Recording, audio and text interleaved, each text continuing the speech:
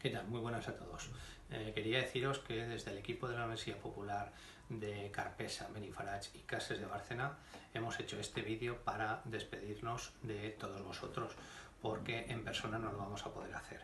Como sabéis, desde el mes de marzo y por culpa del COVID-19 tuvimos que interrumpir las clases y ya no nos hemos vuelto a ver. Quería agradeceros que durante todo este tiempo hayáis estado conectados con nosotros por WhatsApp, videoconferencias, correo electrónico, teléfono.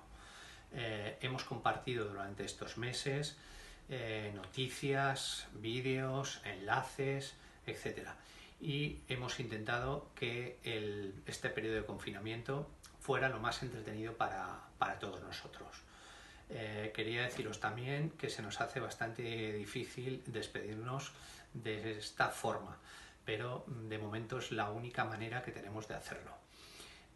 También os digo que ya estamos trabajando para el curso que viene, que para septiembre falta muy poco tiempo, que contamos con todos vosotros para la vuelta y agradeceros de corazón todo lo que hemos aprendido en este tiempo. Disfrutar de las vacaciones, pasar un feliz verano y os dejo ahora con el resto de las profes. Hola, este mensaje es para daros las gracias a todos los participantes de la Universidad Popular de Carpesa, que hemos vivido una situación bastante anómala, pero que bueno, que entre todos lo hemos llevado de la mejor manera.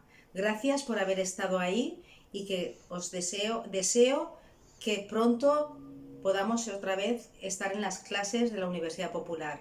Gracias a todos.